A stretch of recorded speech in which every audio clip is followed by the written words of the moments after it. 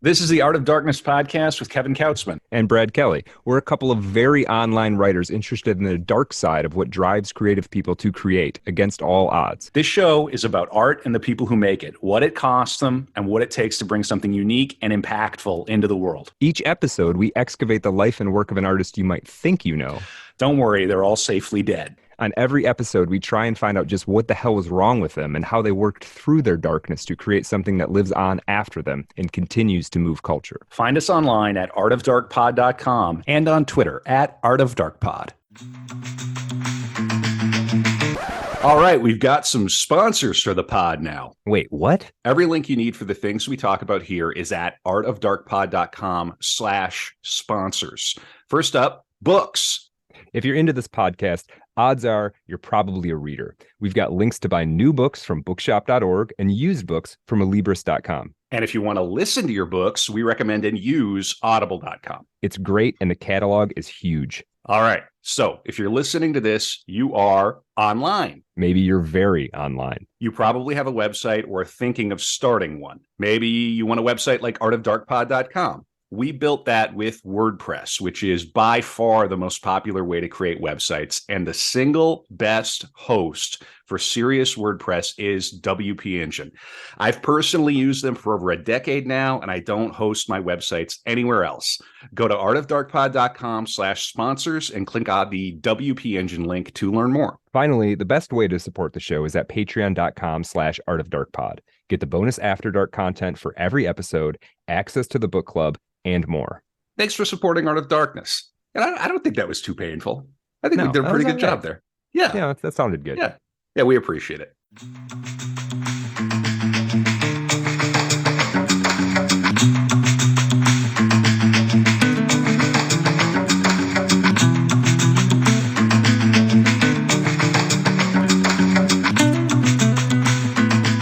And welcome back to another episode of Art of Darkness, a special Dark Room edition. I am Brad Kelly. This is Kevin Kautzman. Real quick, if this is the first time you've listened to a Dark Room or the first time you've listened to an episode, what a Dark Room is so Art of Darkness really has two parts. We've got our core episodes where we do our deep dive, multi-hour, in-depth biographical profile on an artist, say John Milton. And then in the Dark Rooms, we have on a special guest, another artist, scholar, academic, interesting personality, whoever we think we can wrangle to have an interesting conversation about that one of those subjects. John Milton in this case, the Dark Room. Get it? We further develop our thinking on this subject. Today we have a friend of the show now. Friend of the pod. Yeah, absolutely. Yeah. Jason Gallagher. Jason was with us, John Berryman core episode, like 2 years ago or something. And more recently, a Charles Bukowski episode. He's joining us in the Dark Room, which is probably a relief because it's only about 90 minutes as opposed to our just punishing go until it's done on the core episode. So, Jason, welcome. Thanks for coming back on and hanging out with us. Of course, guys. It's always a pleasure to be in the same room with you two. It's so much fun. Yeah, for sure. I'm glad that we're going to talk a little bit more about Milton today. Yeah, great. And just for people tuning in, Jason Gallagher is a poet himself. He teaches English at the University of Missouri St. Louis, working on his MFA there. I think we might end up talking about that a little bit. He's on the board of Boulevard Literary Magazine. Is that's still true? That's correct. Also was once a contributing editor for the great Evergreen Review, and of course, he has been widely published in a number of literary magazines and journals. So. Let's kind of roll into it. Jason, this was one just to be clear, we're here to talk about John Milton, the former Secretary of Foreign Tongues for the Council of the State of England. That's correct. Right. Yes. Okay. During that John during the Cromwell administration, very that one and the same. Yes, and we're going to spend a lot of time talking about the intricate bureaucratic maneuver right now. I was just reading about his back and forth with the King of Portugal yesterday on one of the biographies. I think that's going to be illuminating listening for the. Right. Yes. Yeah, we might touch on another that. Devastatingly boring episode of Art of Darkness. We're joined by Jason Gallagher to talk about the new. Here's the thing, fellas. This is why I wanted to do this. And I noticed it in the episode too. One of the things that I really want to talk about is Milton as a stylist and what that has done and still does to 21st century poetry. And I think that you guys did an excellent job sort of going over iambic pentameter and getting the listeners sort of into that, the technical aspects. But there are other stuff that is going on, particularly with a generation of middle-aged poets here in the United States that are directly related to Miltonic lines in his free verse iambic pentameter that I think is really cool, and I wanted to bring to you guys' attention since you were doing Milton already. Yeah, well, let's start there because that sounds really interesting to me. I mean, this is something very fascinating. What does a poet from the 1600s? What does it have to do today? And you're telling us this is alive in contemporary poetry. So let us know a little bit more about that. That's very interesting. So absolutely. I started my MFA work very late to come to that aspect of a poet. I had been a working and published poet for nearly 11 years, and then I thought, it's almost the Beyonce syndrome. I decided that I'd put a ring on it and get academically married to poetry. There you go. And I was working at the State University of New York system and didn't really want to do any work on an on-ground program. So I decided to do a limited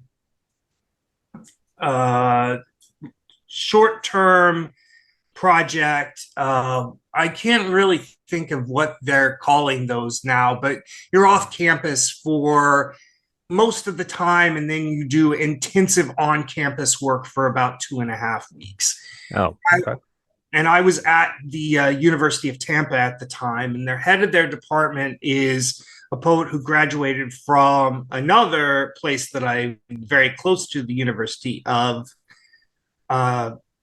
Cincinnati, by the name of Erica Dawson. And she had done a whole session and section of book-length poems that were in blank verse. I didn't know this at the time. I just was looking for a program that sort of fit with where I was financially, where I was academically. I have roots down in Central Florida, so I knew the area already. I thought this would be a great place to sort of set down my poetic roots. What I found out is that Erica is a big proponent of incorporating free verse poetry into 21st century line, and particularly Miltonian 10-syllable free verse poetry. Interesting. And her thoughts are that it is the way to get to that spiritual sound of the language, because she writes a lot about God. That sort of is this relationship between what Milton was trying to do and how the Miltonian line is never straight. It's always curving. It is always determinate on where it wants to take itself. And oftentimes what Milton might have been doing, we don't know because we weren't there, is that he was directed by the way his ear was hearing those 10 syllables. And you talked a little bit about T.S. Eliot's sort of critique of Milton as the destroyer of English because of the way that he did free verse. And what is going on now with not just Erica, but also with my current mentor, Shane Seeley, who I didn't know this at the time either, is very interested in 10-line free verse poetry, is they want to re-wrangle that to create sort of spiritual epic in the 21st century. Wow. So I kind of found myself asked backward in these programs where the heads of the department and the poets were dealing with formal poetry. And I had grown up and, you know, having spent my time with the Evergreen Review, I knew free verse and not blank verse. Right. I knew very much that beat-centric, mid-century way of just looking at the line as something that was expandable and was, you know, there to be broken, and how it had to be run away from that tradition. And then I had these instructors who were telling me, maybe you want to count your syllables. And hey, it worked for a lot of people for a long time. Exactly. So exactly. And one of the interesting things is that at the time that I was being told to count my syllables, I was in a very interesting place as a writer, because I had left New York and I had come back to St. Louis, which is my hometown.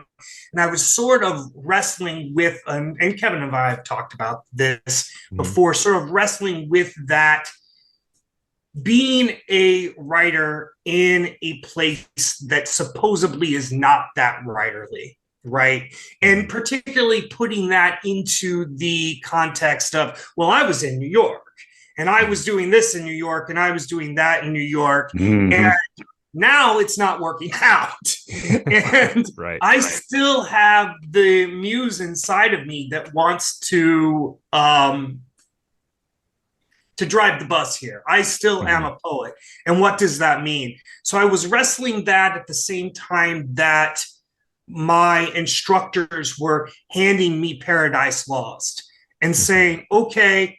And one of the things that Erica told me, which I will never forget, is she said, I sleep with a copy of Paradise Lost next to me. And whenever I want to be re-injuvenated by the sound of words, I'll pick it up and read it before I go to bed. And then I'll back down. And here's one of the things that I have to say about that. I have taken to having the copy of Paradise Lost next to me as well. I don't understand it. Thank you. I will be quite honest. Thank you. I do not understand it as a text. Yeah. I understand it as what he is doing with sound, what he is doing inverting syntax, what he is doing creating language, which are things that are truly revolutionary, and he is doing in something that is very, very conservative in form, right? And one of the things that you talked about in terms of Milton is that is kind of Milton the man, where he's a rebel who's also conservative. Yes. Which is really fascinating for like his political and personal life. And then it also sort of speaks into his poetry.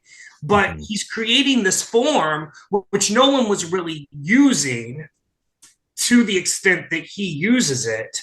And then he's breaking it apart. And he's also doing it well into his 60s. Yeah, well, and he's doing it at this sort of highest level of organization too, right? It's an epic. It's a heroic epic, but it's not about historical or, I mean, I suppose mythological. He'd thought about doing an Arthurian legend, maybe. And there'd been, commonly you would do it about Greek mythological figures and events, and he places it in the Bible, and so he's doing that. He old form, do something new with it, kind of doing that at the level of the line as well. Right. So, yeah, it's very interesting. Yeah. So I was being taught by instructors who were saying, do that again and find out how that's going to impress itself upon what you are doing. And my work, my project is a 107-page interconnected poetic history of St. Louis. Oh, cool. Which is both incredibly personal, as it talks a lot about sort of my journey and my wife's journey and my spiritual journey, coming back and, you know, taking in a whole bunch of things that I thought that I had thrown away when I was in New York, yeah, and bringing it back as being incredibly important, particularly during the height of some things that happened a couple of years ago that maybe I shouldn't talk about if this is going on YouTube. But Kevin. Yeah. No, all I did was clear my throat. I didn't say a word. Kevin and I are both familiar with things happening that we'd rather not speak about.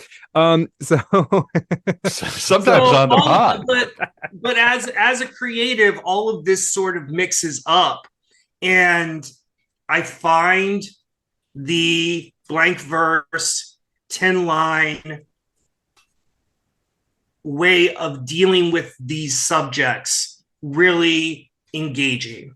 So I go headlong into it, using Milton as sort of this this lodestar, not because I understand what he's saying, but I am intrigued by the way that he's saying it. It's fascinating that there's still this is. It's almost like it's becoming re-relevant. Why? So for people who maybe, aren't too in depth on the technicalities of poetry, so blank verse is basically iambic pentameter that doesn't rhyme. Yes. Correct. And iambic pentameter is unstressed, stressed. Yes. As with each syllable. Okay. So why now I feel like I can understand you kind of referred to earlier, and it's been a sort of a note in this conversation so far about how this this format is somehow amenable to capturing some aspect of the spiritual experience in poetry. There's a means which I can understand that, similar to the way that like there's certain notes that work in music that can lend itself to that. There's certain notes you hear in church and some that you don't, right? Right. Have you a sense of why iambic pentameter works that way, or is it just sort of it works? I mean, it's kind of a tough question. So this I will say that it's a difficult question. Here is like the fits and starts of what my brain feels. Mm-hmm. I think part of it is the puzzle. Mm-hmm. Here you have 10 syllables, stressed, unstressed, and you are making this into something that has a larger shape. Mm-hmm. And one of the things that's interesting is you're going to use words or possible ways of forming a sentence that you wouldn't use if you were doing it in prose, or if you were doing it in free verse and you didn't have the constraint. And the constraint sort of, and I think this is relatable. You know, Brad, you sent me the Stanley Fish stuff. Mm-hmm. And one of the things that I think Fish doesn't do a very great job at, although I really thought that book was really fascinating, and I'm glad you sent it my way. I'm going to finish reading it. He doesn't take the form into account. He doesn't say anything about the form. Right. He doesn't talk about form at all, at least in the first 50 pages or so of that book. And form is one of the things that is driving what Milton is doing.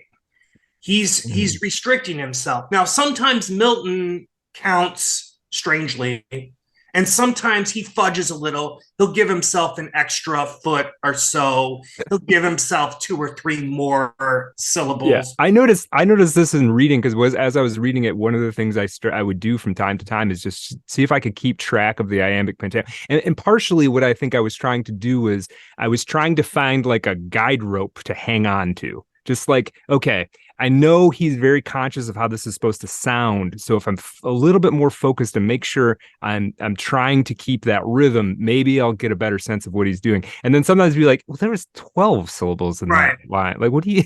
But the other thing is, which is so difficult for us in the 21st century, and this goes down to Shakespeare as well, is that we don't have a really definitive understanding of exactly how early modern English sounded.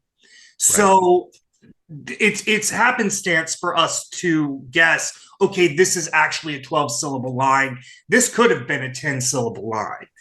That's true. Yeah, that's true. And that's one of the things that's really sort of difficult for the modern person when they are doing scansion to say, okay, this line isn't allowed. He's adding, but he also is doing it. Sometimes it's not, and sometimes it's on us. And other times he definitely is creating a 12 or 14 syllable line, and he just wants to. And for people, if you're not quite grokking what Jason's saying here, is think about, like, we pronounce the things differently. Like on this show, we jokingly say sometimes poem. Like, let's read a poem. That's a two-syllable way of saying the word poem. Well, for all we know, in the 1600s, that's how you said poem, is poem. Right. So there's all kinds. Still say poem. A lot of people still say that's the joke, right? And I don't know if you say poem, Jason, but you do hear it. Right. Yeah. And so, and there's all kinds of words like that. There's a lot of stuff where now we'll say, well, that letter is silent. Maybe it wasn't always silent, right? I hear people say, I was listening to The Art of Darkness, and I'm like, no, it's just Art of Darkness, but that's okay. That's fine. Yeah, that's fine. You call it whatever you want. That's right. Yeah. But I think that's a good point. So trying to track, like, is he really following blank verse, or is he let himself slip a little bit? And then there's also some aspects where, like, Milton wrote this blind. So he was dictating the final version, right? Right. Yeah. So it's very interesting. Yeah. So this is answering all kinds of questions for me. And I'm really interested in, as not a poet and not somebody who's necessarily extremely up to date on, like, contemporary what's happening in poetry. This is really interesting to me to hear this come back. And I'm kind of, there's a sense in which I'm kind of glad there's schools of thought about, like, how can we put some constraints back on this thing? Not because it got too out of control, but to me, in my creative process, it's as I've gotten older and I think hopefully gotten better at my craft, I've come to understand, like, it's actually about, like, picking the right constraints that you put on yourself, right? To create an environment in which, you can make the thing happen. Without any bumpers, it gets, like, everything gets muddled and confused, and you have no idea what you're even trying. At some point, you don't even know what you're trying to do. So, yeah. So that's really interesting, because I could say beyond a shadow of a doubt that if I hadn't engaged with structure the way that I did in my manuscript, it would not be 107 pages long. Mm-hmm. Right. And that sounds vainglorious in some ways, but it needed to be that long. And there's still more inside of me that wants to talk about this city in that way, with that as a guidepost. But if I didn't have any guideposts, I know what used to be my way of stopping when I was writing free verse was I got to the end of the page. Right. No, I'm serious. I'm totally serious. Wow. Wow. And that wasn't serving the poem, and it wasn't serving the topic. So now I've been able to, because of embracing not just blank verse, but I've also been writing in haiku and tanka and a lot of very, very specialized, highly formalized ways of writing.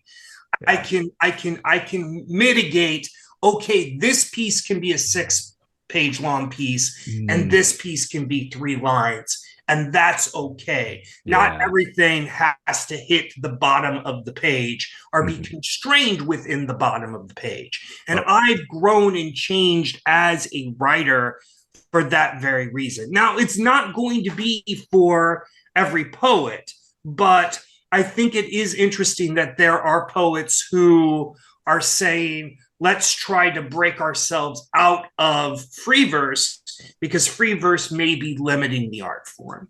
And I think in a strange way, even though it feels like it's liberating. Yeah. This it can feel like, or from the outside, it seems liberating. I'm sorry, go ahead. And I'm nobody, so I'm just gonna say this shit. You're Jason fucking Gallagher. Jason, you've been on Art of Darkness 3 times now. And I think you guys are aware of this because you're smart guys and you know the literary scene. There's a certain way that free verse poetry sounds that is immediately what you think of when you think of 21st century poetry. Mm-hmm. And I think that there needs to be less of that. Because we've had quite enough. Yes. Yeah. So there's a relationship between MFAs in the creation of that specific type of free verse poetry. Mm-hmm. I was lucky enough to go to programs which were very skeptical of that type of writing. And I think that it has made me a better writer. So I think that within poetry itself, there's a cleavage in which there's a group of people who are saying, it's going to sound this way, which it's sort of sounded like since the 80s. And then there's a group of people that say, maybe we need to wrangle a little bit of this to make it about content. I like that. Yeah. And I understand all this stuff gets extraordinarily political and heated. Oh, yeah. There's part of me that just kind of, as a bit of an outsider, I mean, I've dabbled with poetry, and some of my early plays were heavily influenced by kind of a free verse approach to the page. And I read, this is such a lit bro thing, right? But I read Bukowski and I looked at the way he was using the page and I said, oh, I can wait, what? You can just do this? Mm-hmm. Great. Okay. And that really liberated me in my playwriting. But I don't consider myself a poet. So I don't necessarily have any skin in the game here. That said, I'm going to repeat myself. I understand it can get heated, but there's, as an outsider, it's sort of like, well, why not all of it? Why not all of it? And almost kind of like whatever works for you. Mm-hmm. And yeah, if you're going to take yourself seriously as a poet, maybe it behooves you to learn these forms and to tinker around with all of the tools in your kit. You can write that free poem about going to the track, all of Bukowski, the little short story poem, and then maybe try a book of haikus or whatever else. Yeah. Anyway, I'm kind of like a more. There's like a bit of a weird like scarcity mentality to this idea that it should be one way and only one way. Yeah, Brett. Yeah. Well, yeah, no, I'm glad you said that, Kevin. And I like, Jason, what you said about these different forms too. The haiku, I think, is fascinating. I have a bunch of haikus that I actually, I write fiction and stories trying to get people to read them. I wrote a bunch of haikus as like exercises for a while, where it was like, before I got writing for the day, it was write a haiku. And it did something about consolidate. And again, they weren't intended for anybody to see. They were like literally like warm-up exercises. And it did something about forcing me to think about, all right, you're going to put all your energy on like the head of this pin. And you're really going to make that thing happen in a very focused manner. And it always got it, weirdly enough, by confining me, it somehow relaxed me, because it was like, all right, there's a way to do this. And you're whatever your way is. The novel is obviously very, very, very different than a haiku, but there's something about that as an exercise. And I want to shout out one book of poetry, very, very recent, that I've read that I was really struck by, that actually fits somewhat in what we're talking about. Friend Tom Will put out his book Pale Townie on Apocalypse Confidential, and Pale Townie is heroic couplets. It takes from Nabokov's Pale Fire, and it changes everything but the last word in every line. So he basically took Pale Fire, deleted everything but the last word in every line, or the last rhyme actually, so the last syllable, and then wrote it all back, and it's great. And I just think about the organization, like putting yourself on that track and seeing where that track actually goes. I highly recommend it. Right. So that's my type of shit right there. Yeah. That's exactly like I said, one of the things that was edifying, that was fun about writing this project was thinking of the words or the endings that are possibly going to be used. to make that 10-syllable line.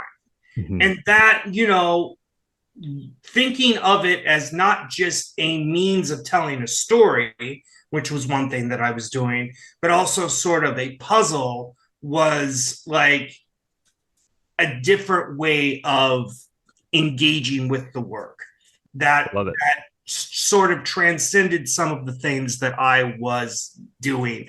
And that came out of Paradise Lost. That totally came out of Paradise Well, Lost. can I put you on the spot? Is there any of this that you would care to read for us? I kind of guessed that you guys were going to ask that. So, well, we've had you on so much on the focused core episodes. Now that we got you, we want to make this, in some ways at least, about Jason Gallagher, the poet. So if you've got something, that would be cool. And we Before don't he does, what are we going to talk about on the dark room for Patreon? Patreon.com/Art of Dark Pod. Okay, right. No, we've been having so much fun. I forgot we're doing a show.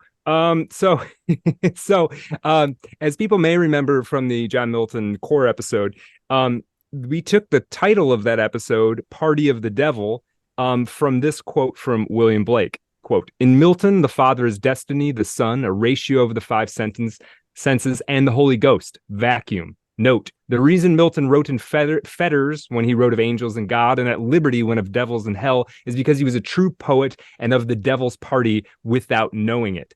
Okay. What does he mean by that? Well, we're going to talk more about that in the After Dark, because William Blake, one of his prophetic books, people may know this, William Blake had his whole own personal mythology, including a number of prophetic texts. One of those prophetic texts is called Milton. So we're going to talk about what was Milton, what was he talking about, what did Milton mean to him. So we're going to talk about Blake's vision of Milton in the Afterdark. And Brad has prepared a William Blake core episode for Patreon. I am joking. I have not. He has not done that. We will eventually do William Blake. Obviously, that sounds great, Brad. And of course, if you support us on Patreon, you get all the After Darks one more time. Patreon.com/Art of Dark Pod. Let's hear some poetry from Jason. Thank you, guys. I really appreciate it. Mm-hmm. So this is the opening poem to the collection, which is in blank verse. It's called Some First Sundays. Some first Sundays of Advent are the days surrounding Thanksgiving. I've gone to church for years on the Saturday after Black Friday. Last year's first Sunday, we walked to church, finding ourselves on the edge of a national park to seek that something I've missed. When you've been hemmed in water for years, you might as well go down to the edge to pray. Prayer that looks out onto a grain silo, finding your soul in the grain belt. The church sits on blocks built in the 1900s on a site that housed a church 200 years earlier. I've heard that young people don't go to church anymore. My age, 40, isn't young. Among local types, it's a lot more parishioners than any church in the diocese. But the tales, the history, St. Louis started at that plot and the rest of the city lie behind it, beholden by sinners. As a child, I curled up to my mother in the light of the Advent wreath, pleading for my wellspring to descend upon me. He did not, though I breathlessly waited. Christ, God, man, Savior, Saint, Lamb, King, Spirit, we find our way back to the old blindly. Church is church and church is building, sitting on the banks of a timeless river that mother never thought would cradle child for. I was bound for things outside this juncture of three rivers crashing into heaven. Ooh, it's a pretty good poem. I think you got a future in this poetry stuff, Jason. Thanks, Kevin. I appreciate that last line is beautiful. And obviously, as a practicing Catholic, the one true faith. Obviously, I find a lot of resonances in there. Mm-hmm. The three rivers crashing into heaven. Oof, that's heavy. Thanks, guys. Yeah, wonderful, absolutely wonderful. Are we going to see this in book form at some point? We're going to see it in book form. We got some things still going on, but it should be out sometime next year. Cool. I'm going to say it right here, right now. When that happens, we will do an ad hoc bookends book club for the release, around the release. I like that. Okay, this is our book club for Patreon. So there you go. We will. You just have to keep us posted, Jason, and we'll have a really good time. We'll read the book, and then you can come on for the Patreon folks, and we'll talk about it. That's so sweet, guys. You're the best. It's so great to just hang out and talk with you guys about this. I knew there was stuff from the episodes, that the Milton episode we could use as a conduit to come and explore some of this 20th century stuff. And I thought you guys would really like to hear what's sort of rolling around in the poetry community right now. But, it's really cool to hear about. And Milton was one we covered it. And sometimes we cover a subject, and at the end of it, I feel like I kind of figured them out, not 100%, but I kind of know.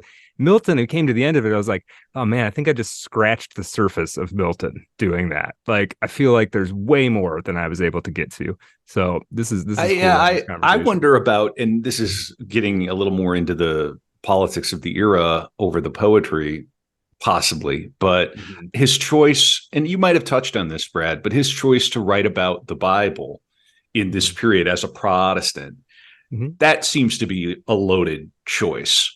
I mean, he's sort of saying, this is ours, we can do with it what we will, which of course is not that Dante didn't do it before him, but but there's a certain politics behind this, the audacity to put words into the mouth of the devil and angels and things, and of God, he puts words in the mouth of God. I mean, that's audacious for anybody to do, right? I mean, this is one thing I think it's so interesting. I read his work, and I guess I'm curious about, Jason, your opinion on this. We heard the opening of your book. I mean, is that a collection or is it just a book?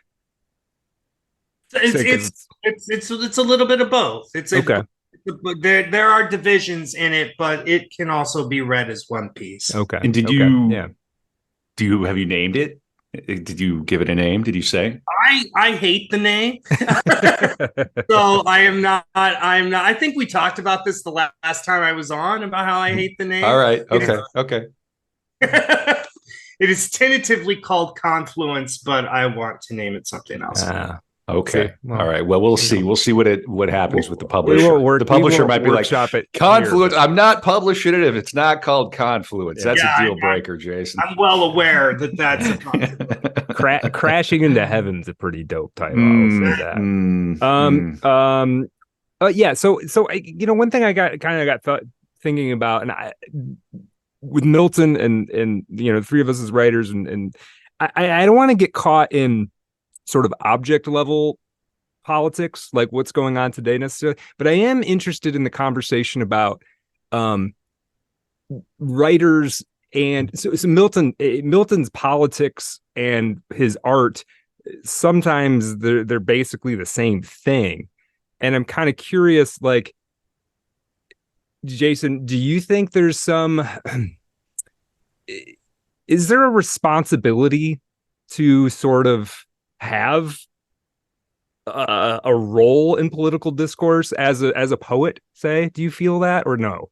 I'm going to say something controversial and say no. Yes. Good, thank you. I feel the same way. I've been seeing things on Twitter recently, especially because as politics just gets kind of more intense, there's always this, like, you're supposed to say something. And my take is this, like, as a writer, I feel like I'm just supposed to say what I think I'm supposed to say. Isn't that's like the upshot of like, we don't make any money. There's no career. So, like, can I at least not have to talk about shit I don't want to talk about? But I view myself as an observer. I am an observer. And sometimes that observation is an engagement with my own life. And yes, that can be whatever way you want to look at that. It can be self-serving, it can be navel gazing. I understand that.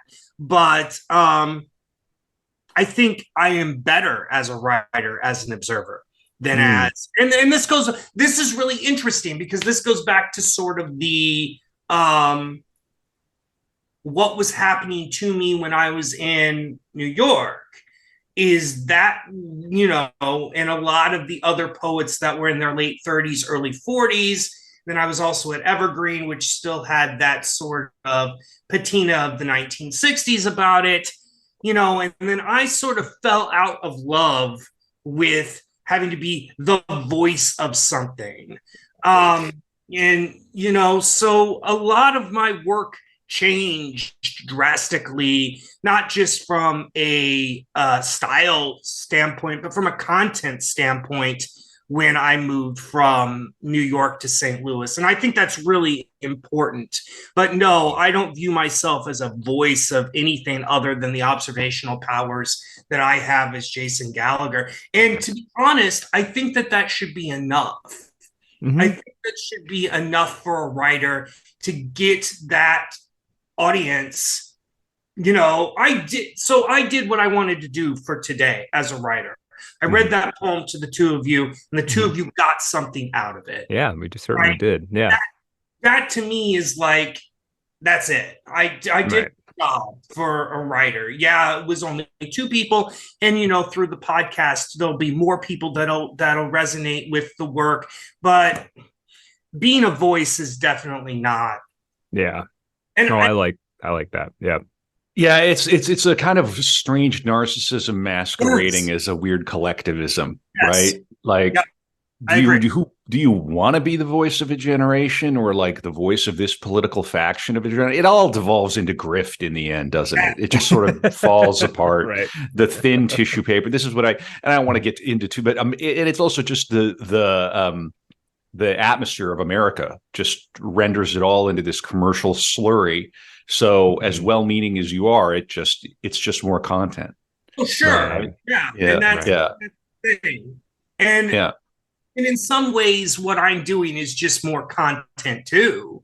But it's my observational content. It's content that I can walk away from, and I can feel some proud. I have pride in what I'm trying to say about what my life has been like over the last 4 years. Right. And, whether there's an audience for that or not, I think that's beside the point. You, Brad, you said it so eloquently. We're not here to make money. No. I mean, yeah.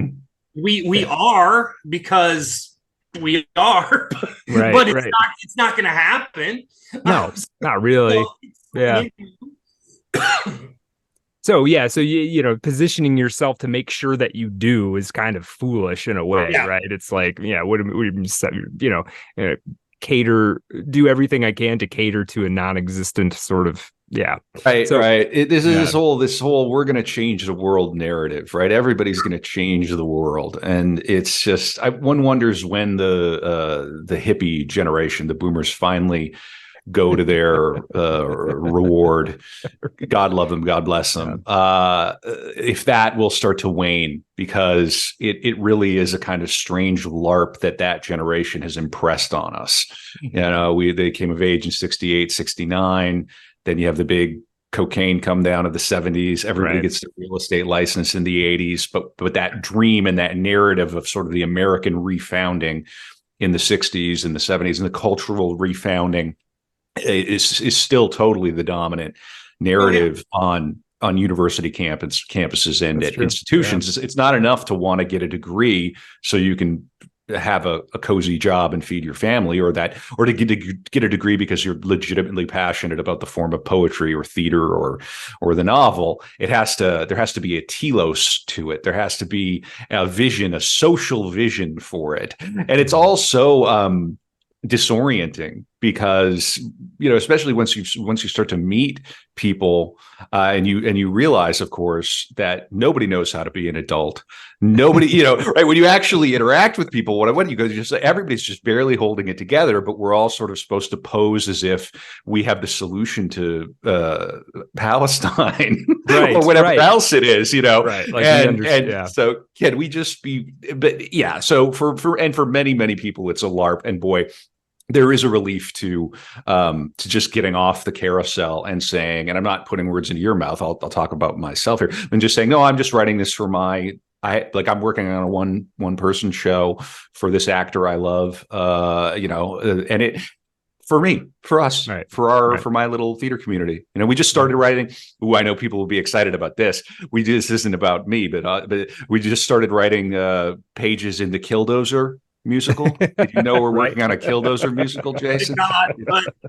Yeah, it's called Killdozer, a very unreasonable musical. And so in any case, yeah, and of course that'll get political or whatever. But are we writing that to change the world? No, we're writing it because we think it's going to be fucking hilarious, and fun, and that's enough. In any case, in any case. Mm-hmm. So yeah, Milton. Yeah, back to Milton. But this does have a connection to Milton.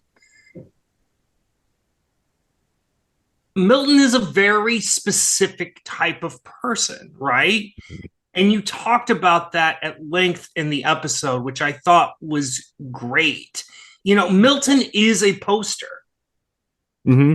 And it's, of all of the writers that you have done over the time frame of Art of Darkness, I don't think there is any other writer who fits our milieu today as much as Milton. Isn't that weird? I came away with it feeling the same way. Yeah. But he's like, oh, I'm pissed. I want to get a divorce. Right. In my opinion, opinion matters. Yeah. In something beyond it matters to me. Just yes, I totally agree. That was what was so fascinating about it. And it made me think of is that because he's a man ahead of his time, or is that because our times are somehow very like the times he lived in? And I still don't know if I really know the answer to that. I don't either. Yeah, it's very interesting.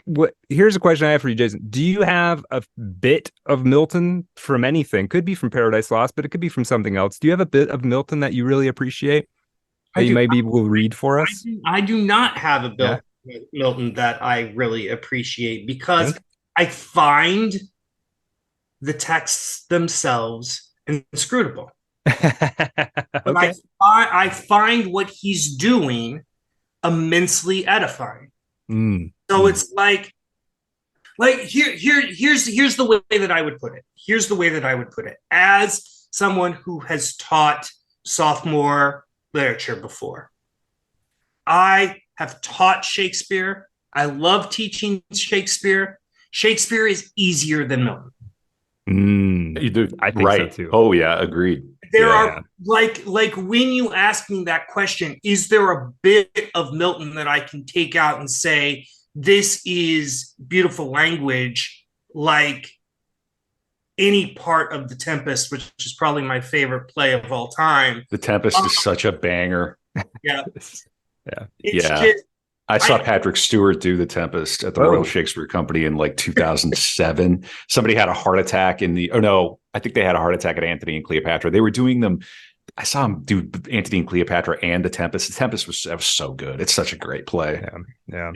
It's that's where there's anything that I'm jealous of. It's The Tempest. I love The Tempest so much. But I could sit here and take portions of that written 75 years before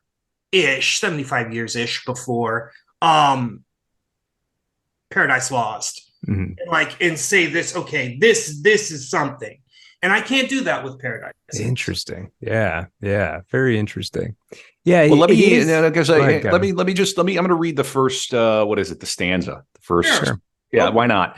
And then before I do, I want to tease something that we're doing in 2024. I don't know if we've announced this one yet, Brad, but I also think Jason will be an obvious darkroom guest after the fact. So in 2024, season 4, Art of Darkness, we're going to be doing a double banger, double shotgun approach. I am prepping This is going to be like, there'll be a bit of kayfabe here. It's going to be Yeah. fun though. It's going to get real. There's going to be real heat around this. We're trying to, we welcome the heat. Yeah. Yeah. We welcome the heat. That's right. It's going to be a double episode where I'm going to prepare Shakespeare the proper way. And we're going to do the Shakespeare episode properly. And then Brad, coincidentally, like we're going to come in hot the same day. Yeah. Brad is going to prepare the Edward de Vere, the Oxfordian perspective of on Shakespeare. And we're going to do like dueling episodes to try to convince the audience of either the Stratfordian or the Oxfordian position. And Jason, you'll have to come. You know what's good? You know what? Are you okay, Jason? Do you have? I want to put in just as we say this. Yep. I'm not a De Vere person. Like, you know what I mean? I don't even know what the argument is, but we're going to find out. So, well, let's see. I mean, are you, Jason? I think we maybe have talked about this before. Do you have a strong opinion on, Stratford or Oxford? Shakespeare or De Vere? No. I do not have a strong opinion. Okay. So the way this is going to work is after these episodes in 2024. Jason is going to come on and he's going to determine the winner of the two episodes. Yes. So you have that to look forward to. Art of Darkness season. And then from then on, whenever we refer to Shakespeare, whoever has won that is what we take as like, when a person is convicted in a trial, you say, well, I don't know for sure, but according to the law, they're guilty. That will be our situation with Shakespeare. Absolutely, Jason. You have to get a gavel. I already have a gavel. Oh, you already have a perfect. Of course, he has a gavel. I love how this all works out. Yeah. This is going to be a lot of fun. Well, can I read a bit of?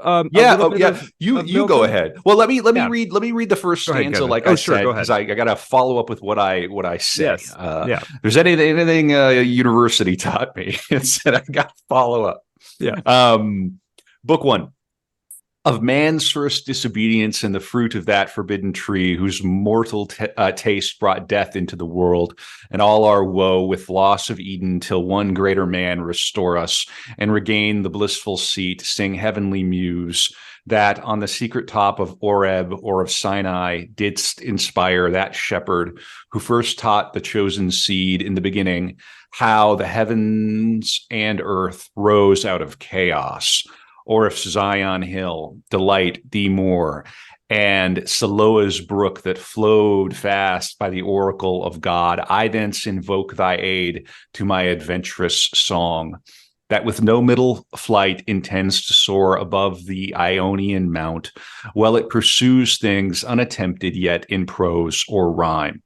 And chiefly thou, O Spirit, that dost prefer before all temples the upright heart and pure, instruct me. For thou knowst, thou from the first wast present, and with mighty wings outspread dove-like satst brooding on the vast abyss, and madest it pregnant. What in me is dark illumine, what is low raise and support, that to the height of this great argument I may assert the eternal providence, and justify the ways of God to men. Banger. That's quite an intro. He's invoking intro. God as the muse, is he not? I mean, wow. Yeah, heavy. Yeah. Banger. Let me read a little. This is just a sonnet. This is a sonnet. What is it? Sonnet 15 on the late massacre in Piedmont. And for people who are maybe not familiar with what that might be, the late massacre in I had this pulled up. Hold on one second. The late massacre in Piedmont is this time where the Catholics murdered a bunch of Waldensians in, I think, 1655. And so let me just read this. But what did they do? What did they do? What did they do wrong? Oh, they were minding their own business and not part of the church. Oh, so anyway, darn. Here we go. And I'm not trying to adjudicate something that happened in the 1600s, but this is a heavy poem. It's pretty intense. Avenge, O Lord, thy slaughtered saints, whose bones lie scattered on the Alpine mountains cold, even them who kept thy truth so pure of old. When all our fathers worshipped stocks and stones, forget not in thy book record their groans. Who were thy sheep, and in their ancient fold, slain by the bloody Piedmontese that rolled mother with infant down the rocks, their moans, the veils redoubled in the hills, and they to heaven. Their martyred blood and ashes so o'er all the Italian fields where still doth sway the triple tyrant that from these may grow 100-fold, who having learnt thy way, early may fly the Babylonian woe. So I like that. It's got heavy, it's dark, it's bloody, it's violent, it's cool. It's interesting. It's kind of a drag. We've had like a 400 to 500 year civil war in Europe over the religion of Jesus Christ, of Christianity. One really wonders what the present would look like if we had all really just figured it out instead of fighting. It's sort of horrible that it happened. It is. Yeah. So, there was one thing we were going to kind of talk about, but maybe we might not quite have time. Jason, you referred to this. You mentioned the Stanley Fish bit that I sent you, and Stanley Fish, and maybe we can just talk about it briefly. So Stanley Fish was a scholar. He's still around actually, but he's an old man. I think he was born in the 30s. He wrote a book called Surprised by Sin in 1967. The Reader in Paradise Lost is the subtitle. And the reason I kind of picked this is I got very interested in the there's a lot of talk. People, whenever you hear Paradise Lost sort of mentioned, what people will say is kind of something along the lines of like, yeah, that's the one where like the devil is the good guy, or that's the one where like the devil is really persuasive. Something along those lines. He's so charismatic that you can't kind of deny him.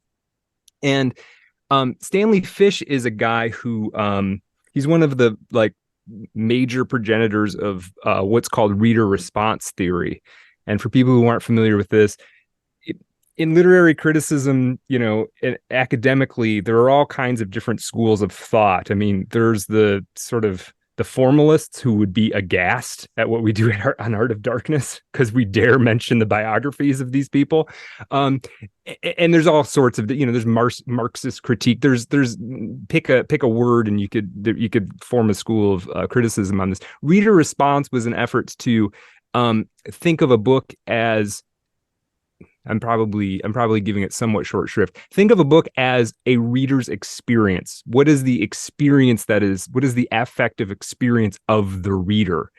And so Stanley Fish's take, I thought, was really quite interesting about what Milton was doing, what possibly what his intentions were, at least what he seems to be doing with the character of the devil. And so people who've read Paradise Lost, if you can discern what's going on, and as Jason said, it's very difficult, and I can attest to this. It is reading Paradise Lost, was the most difficult reading experience of my life, and I've not shied away from difficult books. You know what I mean? Like I'm willing to pick up 1,000 pages of whatever, and I think Stanley Fish's argument is something like he's trying to make you the reader. Well, he says it right here. Hold on.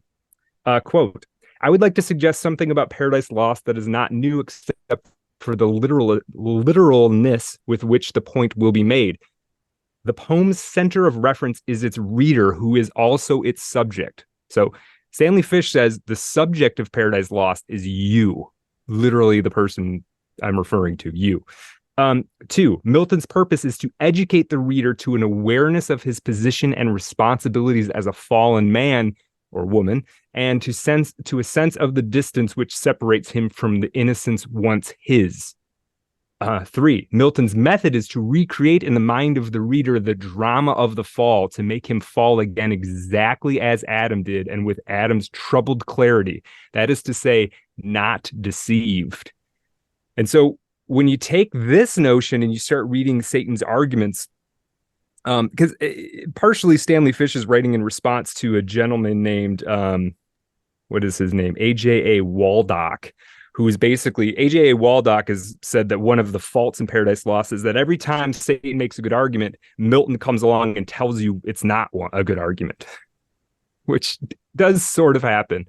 I just thought that this was really interesting, that what Milton is really trying to do, he's not trying to make an intellectual argument, and I think to frame it as an intellectual argument about which Satan is either right or wrong, is not understanding how deep and rich this thing is, and that there is this sense in which Milton is trying to recreate the fall in the reading. Fall for what Satan says, and then you're going to realize your tragic mistake. So anyway, I just kind of want to point that out. I don't know if you have anything to say about that, Jason. You don't feel obligated to. No, I just thought the argument was really interesting. I was interested in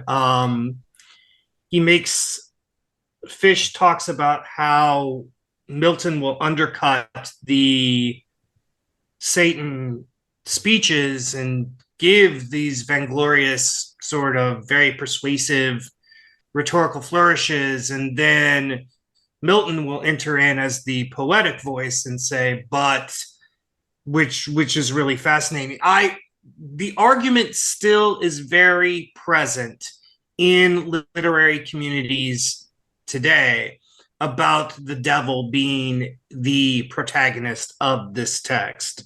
Mm-hmm. And people get heated about it still. Mm-hmm.